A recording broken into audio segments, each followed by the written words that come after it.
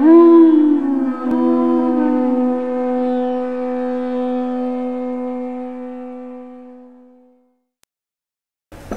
Namo Bhagavate Vasudevaya.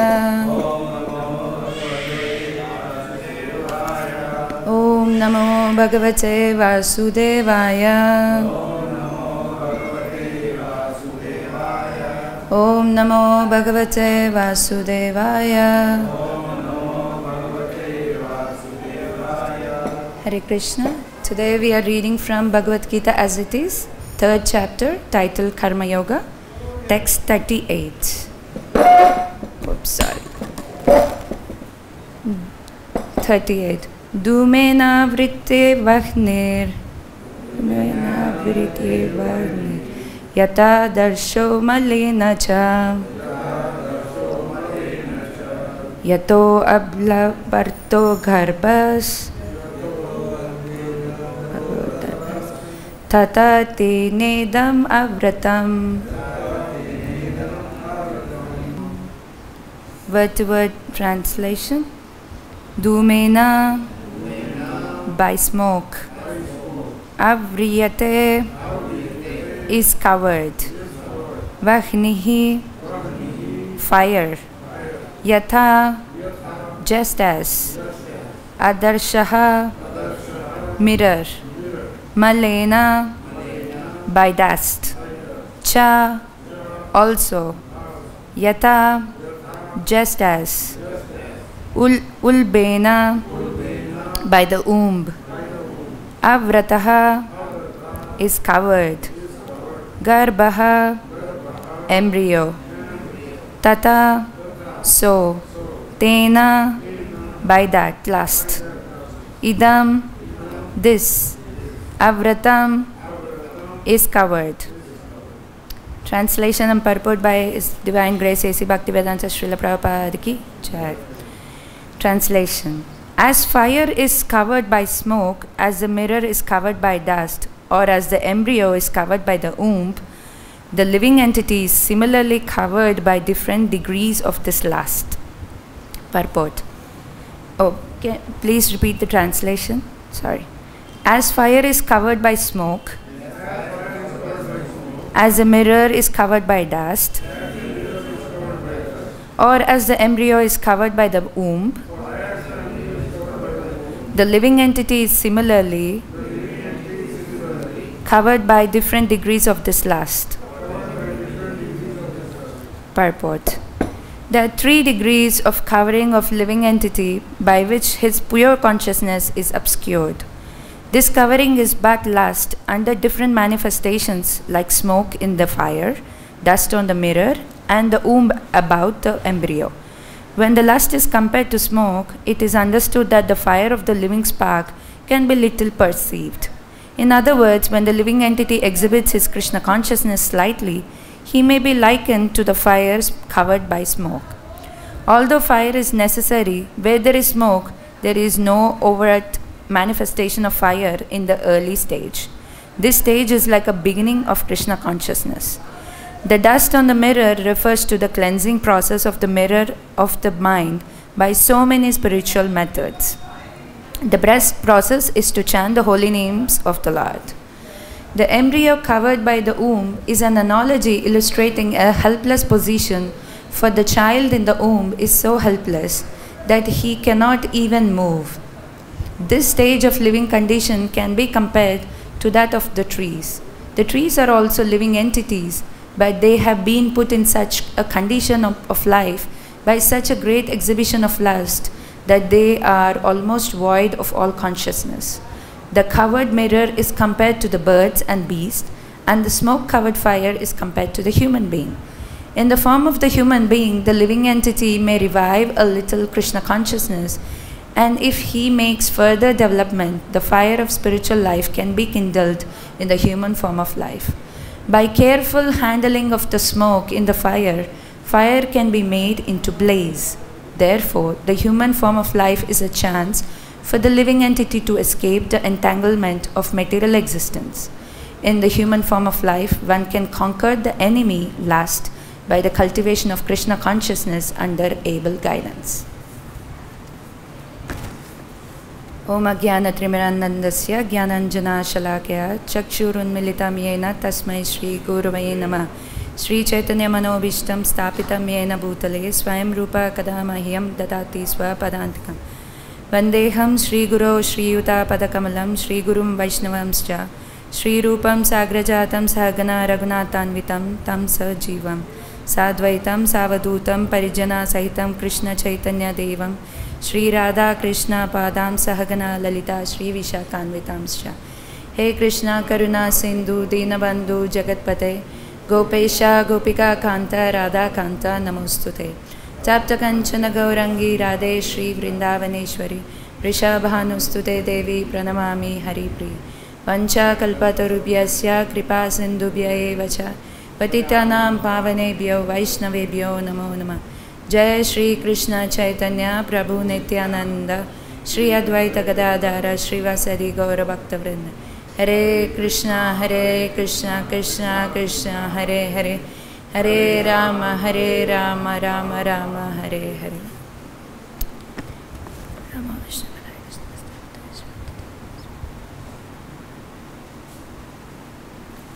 Hare Krishna everyone.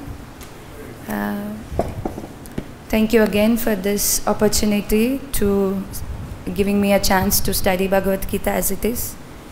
And today we are talking about text 338. So before, just 2 verses before, Arjuna started speaking. And Arjuna, this is a very new section in the Karma Yoga. And this section is dealing with only lust. The main topic of this section is lust. So here Arjuna asks a question. How is that a living entity is acting sinfully, although he doesn't want to do it, he's being forced? So now Krishna gives the continuation how it goes. And 337, we saw Krishna explains this force is nothing but the lust, and which is born out of mode of passion and turns into wrath, and which becomes all devouring. And then Krishna comes to 38 and he started explaining this enemy which is called the lust. Here Krishna uses a word called Vairinam. So Vairinam in the text 37, Vairinam means the greatest enemy. So there is a greatest enemy for the living entity. So now Krishna says, how is he covering? If you see the translation, Prabhupada writes 3 times or 4 times covering. Anything which is said more than 3 times, it is being emphasized in the Vedas. That is, this is important point to be noted. So the important point to be noted here is covered. So the living entity is covered. So how it creates a like a film between the living entity, the real consciousness of the living entity, and the false identification. This covering is because they are covered by the lust. So here Krishna is talking about 3 degrees of lust. And the coming verses, Krishna also talks about how the living entity is actually very wise in his pure consciousness. But because he is covered by eternal enemy, so he uses the word called Nitya Vairinam. Before he was using the Vairinam. But now Krishna in the text 39, he uses the word called Nitya Vairinam. Because from the time immemorial, this is the eternal. It has become an eternal nature of the conditioned soul, covering the living entity by the lust. And after that, he gives the strategic points where this lust is located. And after that, he gives a solution, how to control this lust. And then he explains the hierarchy from the working senses to the soul. And at the end of this chapter, which is ending at 343, Krishna talks about how one can conquer. This is a conquering technique he uses, how to conquer lust completely. And that can be happening only by spiritual intelligence developed in the process of Krishna consciousness. So this is a little prelude, and the verse is what we had studied before, and the verse is what would be coming in after 38. So before we go into Krishna's description and understanding from his point of view, let us examine our today's world situation. Today in the world, everyone is under the pursuit of happiness. Everyone wants to be happy, and they're struggling so much to be happy. So for that, you can give an example of treadmill. In a gym, you can be on a treadmill, and your trainer comes and he sets up the treadmill for 10 kilometers. So the person, or you are agreed to run for 10 kilometers. You're running, and after 10 kilometers, you reach your target. Are you really happy? No, because most of the people, they think that if they reach their targets, they're happy. But actually what is happening to them is they undergo a lot of stress because of that running for that happiness or to reach that target. They get embarrassed, they get scared, they're hurt, they get into anger. And to deal with all this kind of problems in the world, there are different kind of therapeutics prescribed in the psychology schools these days, and they're very costly therapies. And one of the most popular therapy available in the world market today is anger management therapy. But Krishna is talking about 37, how one gets into anger. It's because of the lust. When someone has lust, they will end up into the anger. So this is a world, there are so many books have been written on the anger management, and there are many courses, and people often go to the counselors to deal with their emotional issues, to deal with their, because they cannot identify where is this anger coming. And this therapy actually deals with different stressors. That means they identify, okay, how are you reacting? So they identify keeping that person in different situations. And for this, there was a TV serial in America, and it is also based on anger management project. This TV serial had made 100 episodes.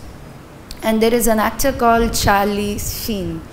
He used to make $75 to $200 million just on one episode, which is 40% of the TV serial. I mean, this itself tells us how many people are really looking for solution. They don't know the problem, they don't know the solution. Now, and for that, okay, then you go to the doctors, and then they prescribe different kinds of medications, which are very costly and very heavy on your body. And what do? They don't remove this anger or lust, but they just give you a calming effect. It's like an anesthesia, basically. If you have pain, you get anesthesia, and then you are calmed down for some time. But what is Krishna doing to us? Krishna is actually giving us an approach. His approach is helping us to change our vision beyond the body and the mind. He's taking us on a tour of the conditioned soul. How is a soul getting conditioned? And this kind of tour is unknown to the modern world, neither to the most educated people either. So he's talking about how a pure consciousness is polluted. So first he talks, there is an enemy you have to identify, Vairinam. Then he specifies there is a Nitya Vairinam. You think it's just an enemy, but it's an eternal enemy. If you don't identify, it becomes your eternal enemy. And that is lust. So, and then he talks about degrees of lust. Degrees of lust means here the intensity of this lust covering a living entity. To what intensity it's covering. So there, the analogy as given in text 38 is fire is covered by smoke, mirror covered by dust, and embryo covered by the womb. And Srila Prabhupada refers for the fire covered by the smoke, he's giving an example for human beings. Human beings come into this particular category. Whereas mirror covered by dust, he's quoting the beasts and birds. And then embryo covered by the womb. And then he's categorizing trees into this particular. Then I was thinking, why did Srila Prabhupada particularly classified the trees, beasts and birds and human beings? And then there is a famous picture in our ISKCON, Evolution of Consciousness. In Journey of Self-Discovery book, you can see this picture where the consciousness is evolved. In this consciousness, when the evolution is happening, the lowest consciousness is exhibited in aquatic animals, and then comes to the trees, and then comes to the birds and beasts, and then to the human beings. So the highest consciousness is expressed in human beings. And you can also see the trees can live up to 5,000 years. So such low, like they are conscious, but very poor ability to to react. And one of the tree I found was Alaska pine, which grows in California, and it is recorded as 5,000 years. Whereas the birds and the beasts, they are maximum of 50 years, 100 years. And then smoke in the fire, human beings, now according to the Kali Yuga statistics, anything between 60 to 100 years. And see how human beings have the greater chance. And I will also tell you another example. And I was preparing for this verse, and I was thinking, okay, this verse is nice, but I don't know how much I can speak. And it's just 2 days before, I was very upset with one of my friends. I was very upset, and I sent very tough message on WhatsApp to them. And then after a few hours, I realized, oh, maybe I did a mistake. I shouldn't have been so tough with this person. And then I was very morose. I didn't know what to do. Then I called my mentor, and I said, I don't know, I think I have messed up. I wrote very tough message to my friend, and it's not nice. Then she was counseling me. She was telling me so many things. And then she was telling me, Kasturika, can you understand? Actually, if you go to Bhagavad-Gita 2nd chapter, how Krishna talks, from attachment comes the lust and anger. So how you can relate to the Bhagavad-Gita?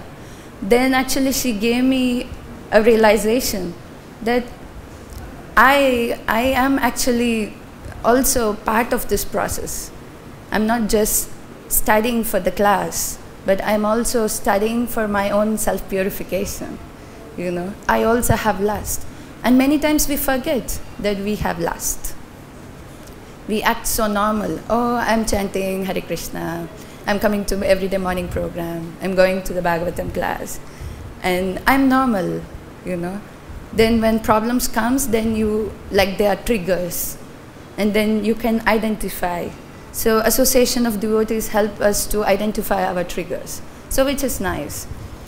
And then we come back to the text. So today's class is definitely for my purification. So then we come back, and then we see there is a lot of study going on in universities. They have different departments, botany, zoology, anthropology, many things. They study about plants, they study about animals, they study about birds, insects, etc. But they never know why that particular living entity is ending up in that particular body. See, Krishna is saying, I place some living entities in the tree because their consciousness is so poor. They're fully lust. They're so lustful. So I put them, you become trees. But when we study botany, we never know this is the reason why the living entity becomes a tree. You see, there is a higher scientific knowledge what Krishna is giving. And then you take the birds and the beasts. They also have lust. And their lust is compared to the dust on the mirror. But it's a very thick layer. and their propensity is just acting on instincts, like eating, mating, eating, sleeping, mating, and defending. They can't think anything beyond this. So their consciousness is also limited. But whereas human beings, they have this higher ability to understand and to recognize and to connect to the science of self-realization, to come to that realization part of the self. So that's why Krishna puts them under smoke in the fire. But again, we know whenever there is a smoke, definitely there is fire. But also sometimes if there is a dense smoke, the fire cannot be seen. And this is what Srila Prabhupada also writes in the purport. When the living entity exhibits its Krishna consciousness, he may likely to be fire covered by smoke. Although fire is necessary where there is smoke, there is no overt manifestation of fire in the early stage. So the smoke is very dense. But we need someone who can put off the smoke and they can kindle the fire so that Krishna consciousness comes out. So in this regard, in the 11th canto of Srimad Bhagavatam, I have taken two texts. I just want to read that. After many, many births and deaths, one achieves the rare human form of life. Although temporary, affords one opportunity to attain the highest perfection. Thus, a sober human being should quickly endeavor for the ultimate perfection of life, as long as his body, which will always subject to death, has not fallen down and died. After all, sense gratification is available even in the most abominable species of life, whereas Krishna consciousness is only possible for human being. This is from 11.9.29. And then Prabhupada writes in purport, one can experience Krishna consciousness in association of devotees of the Lord. Without their association, one is in danger of being attracted to impersonal conception of life, which causes one to fall away from devotional service to the absolute truth, or being discouraged by one's failure to understand absolute truth, one may return to the false platform of sense gratification. In conclusion, human life is meant for cultivating Krishna consciousness under the guidance of experienced, self-realized devotees of the Lord. And then again, I took one more verse. This is from 11th canto, 20th chapter, 17th verse. It talks about pure devotional service and detachment. The human body, which can avoid all benefit in life, is automatically obtained by the laws of nature, although it's very rare achievement. This human body can be compared to perfectly constructed boat having the spiritual master as the captain and instructions of the personality of Godhead as favorable winds impelling on its course. Considering all these advantages, a human being who does not utilize his human life to cross the ocean of material existence must be considered the killer of his own soul. The human being, which is obtained after passing through many inferior forms, is created in such a way that it can avoid the highest perfection of life. A human being is supposed to serve the Supreme Personality of Godhead, and bona fide spiritual master is the appropriate guide for such service. The causeless mercy of Lord Krishna is compared to favorable winds that help the boat of the body to ply smoothly on the course back home, back to Godhead. Lord Krishna gives his personal instructions in Vedic literature, speaks through the bona fide spiritual master, and encourages and warns and protects his sincere devotee from within the devotee's heart. Such merciful guidance of the Lord moves a sincere soul quickly onto the path back to Godhead. But one who cannot understand the human body is a suitable boat for crossing the ocean of material existence will see no need to accept a captain in the form of a spiritual master and will not appreciate the favorable winds of Lord's mercy. He has no chance of achieving the goal of human life. Acting against his own self-interest, he gradually becomes the killer of his own soul. So these two verses explain the importance of the human form of life as well as it talks about the rarest opportunity to be in this human form of life. But to utilize this, we need an able guidance. This is what Prabhupada says. One has to cultivate this Krishna consciousness under the able guidance. Then only we can conquer the lust. Otherwise, we cannot conquer this lust. And then, in this regard, in the Canto 4, there's a story of a king. His name is Puranjana. And then this king Puranjana, once he goes to the, he has a friend. He's a Vignata, that means unknown one, because no one knows his activities unless one comes to do the real friendship. He doesn't reveal himself. So this Puranjana, he's on a tour. He's traveling all around the world, all the universes, looking for a suitable place to enjoy sense gratification. But he never found such a place. So he became morose and he's disappointed. But he's traveling again and again, just like our treadmill. You know, the people of today, well, they're running. They're running and running and running, but they're not able to come to, they reach the target, but they're not. So this Puranjana is also similarly, he's traveling.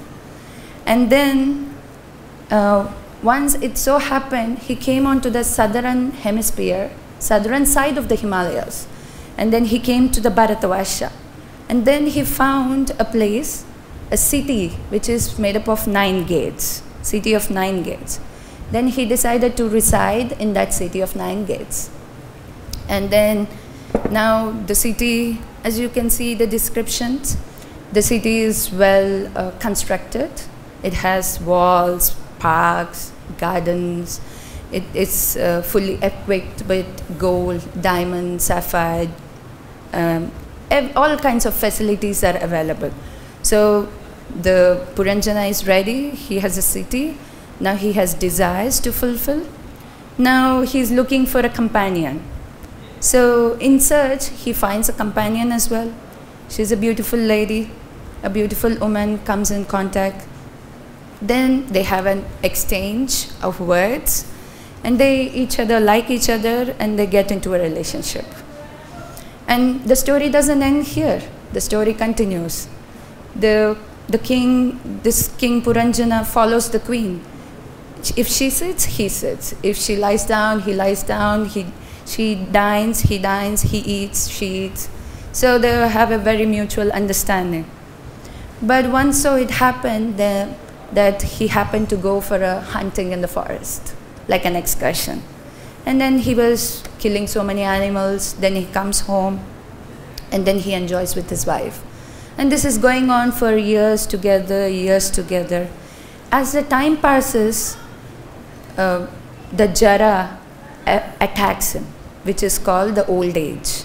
By the time the old age comes and the body started declining, and he's very attached to his wife, his children, his paraphernalia, his body, his city, everything.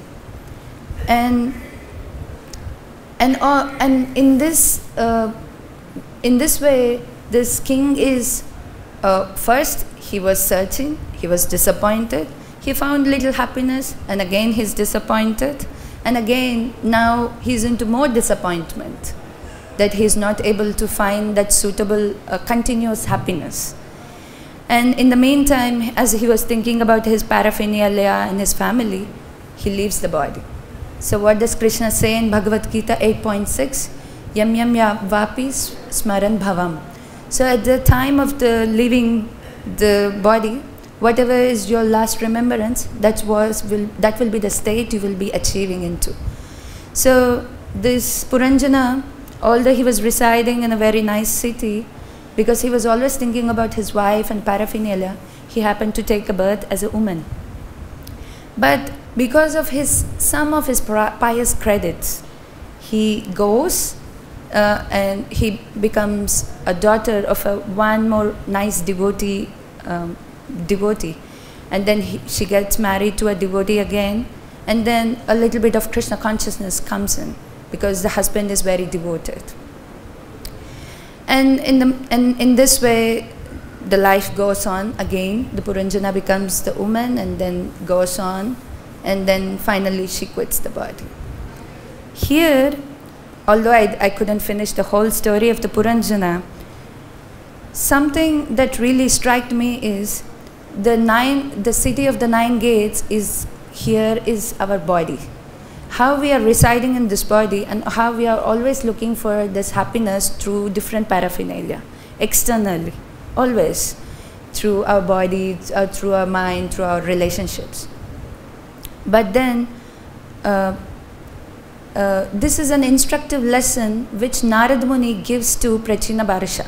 Because Prachina Bharsha is such a king, he is so much engaged in fruitative activities. He doesn't want to listen to any good counsel because he is so engrossed. So Narad Muni gives this story so that he will be able to relate to himself and identify what was his problem. At the end of the story, Prachina Bharsha actually says to Narad Muni, actually, now I understand what is your allegory story of this King Puranjana. Actually, that King Puranjana is none other but it's me. And I'm grateful that you have come to take me out of this conditioning. Again, this is the same point Prabhupada is saying.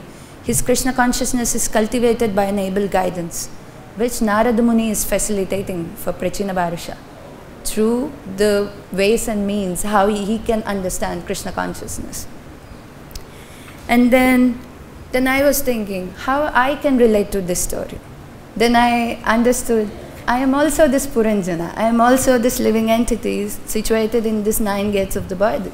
And how much I dwell in my mental and bodily platform every day, every moment. So, but am I fortunate enough? Because I don't have Narad Muni, right, as a teacher. But then, yes, we are fortunate. Because the same, similar, exact faculty and facility has been awarded to us. Because our parampara is also following in the line of Narad Muni. And Srila Prabhupada has made this arrangement so that we can use our human form of life.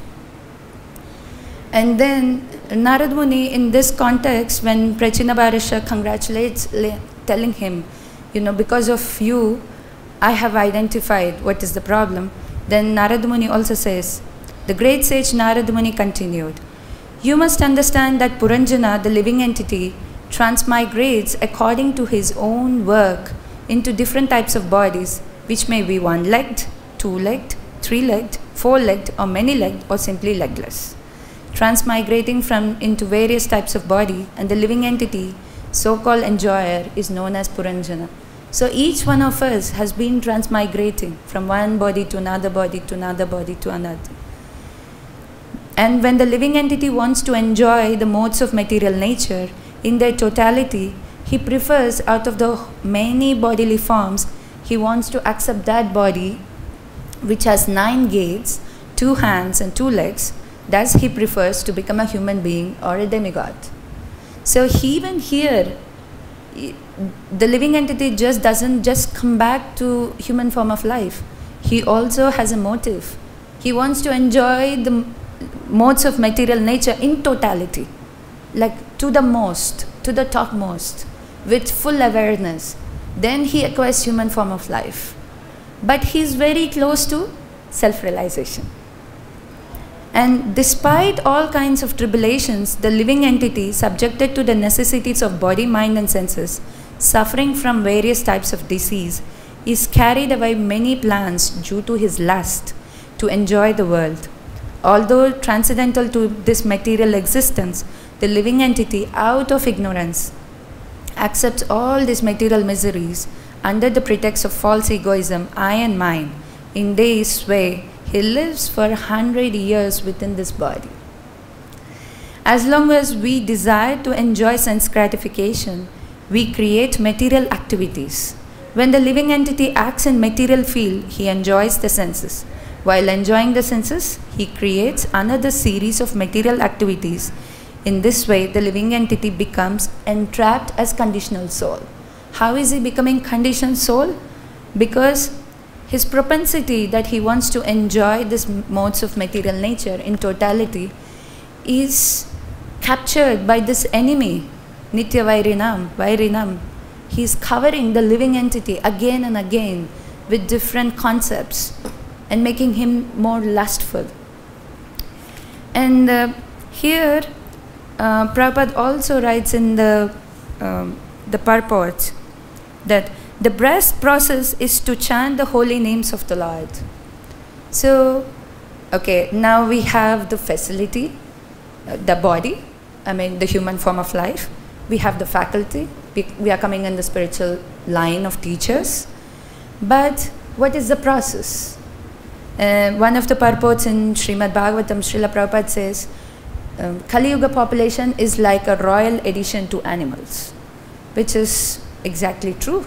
This is what we were into and we are seeing also. But what is the best process of this Kali Yuga is to chant the holy name of the Lord. And then Srila Prabhupada, you can see in Chaitanya Mahaprabhu's pastimes, he goes to Jarikan forest. And there, even non-moving entities and the moving living entities, they become maddened just by the Chaitanya Mahaprabhu's chanting of the holy name. So one can ask, okay, now I cannot see Chaitanya Mahaprabhu, or I see but I don't, I don't have the personal connection yet because I'm not so pure. How can I witness this? But you see, there is Kirtan happening, there is Harinam happening, and there is always the people who come, they enjoy the Kirtan. They dance, they sing with full of their hearts.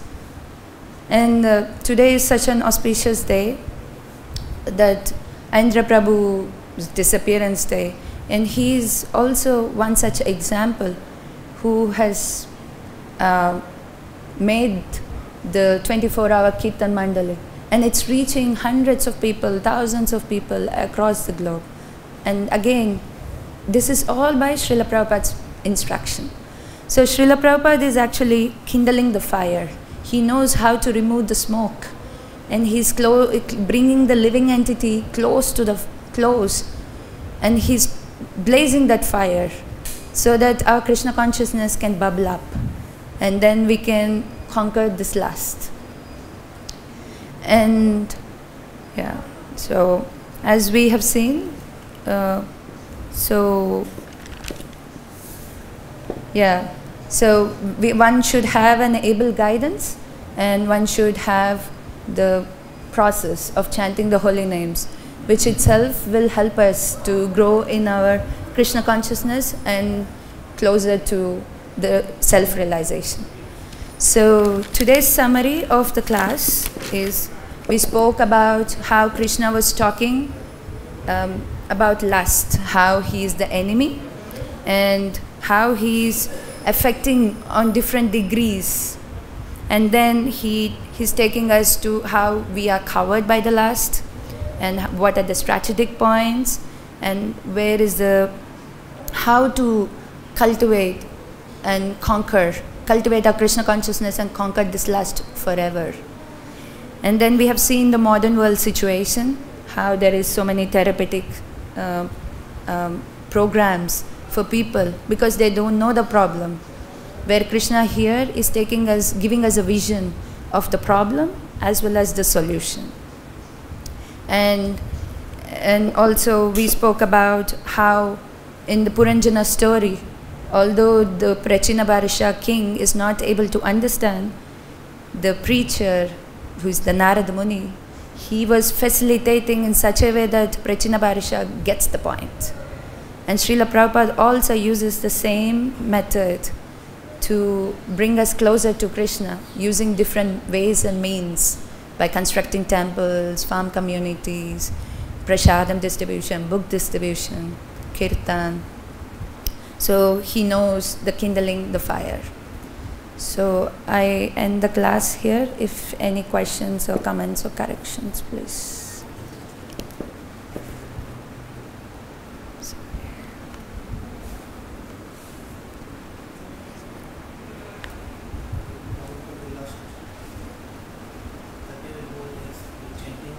Yeah.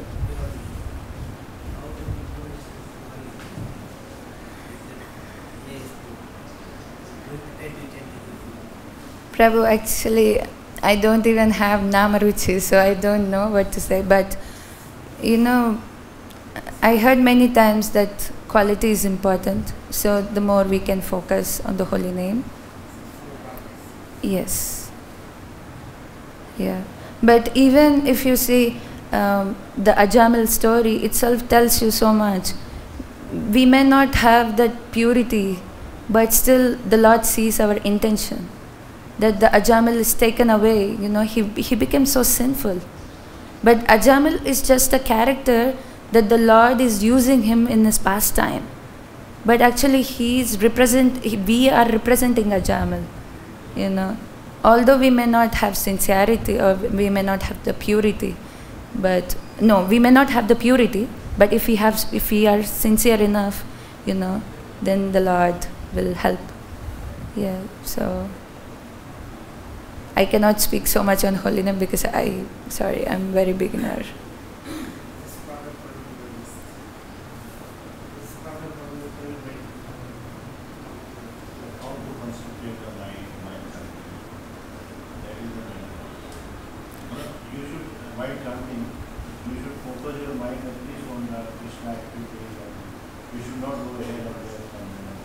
I heard one class here in Vrindavan during Kartik. Sachinandan Swami Maharaj was talking. Although I don't remember the whole class, one point was very nice. Maharaj was talking about how we have to, it's like a shooting arrows to the target. So every holy name, we have to put it in the arrow and use the bow, and that is hitting the Lord's lotus feet. It's a very nice technique, he said. So, I mean, there are so many nice techniques given by many senior devotees. I myself am struggling, so I cannot say just much, but yeah. Any more questions? Yes, Mataji. You said that we have good guidance, we have good faculty. Yes. But how we develop good desire to take advantage of it? I mean, this is what Prabhupada also tells in one of the examples, right? That to develop a desire, like if you want to become a drunkard, then you have to associate with drunkards. It is simple. If we want to smoke, you have to associate with smokers. So I heard so many times that we have to associate with good devotees who have sincere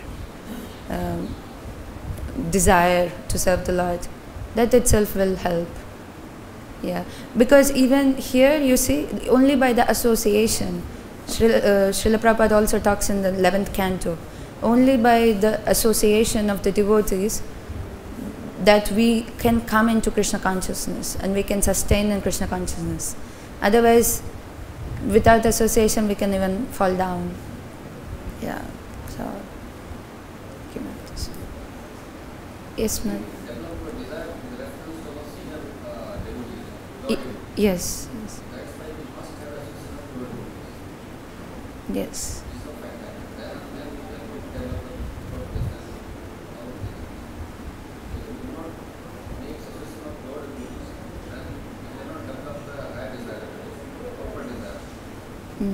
Yes. Yes. Thank you so much.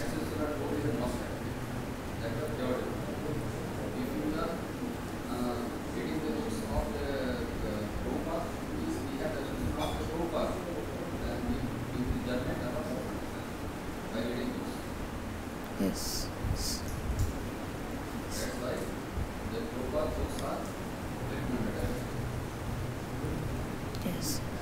Yes. Thank you, Prabhu, for such.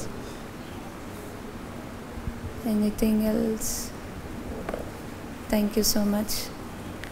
Srimad Bhagavad-Gita as it is study ki jai. Srila Prabhupada ki jai.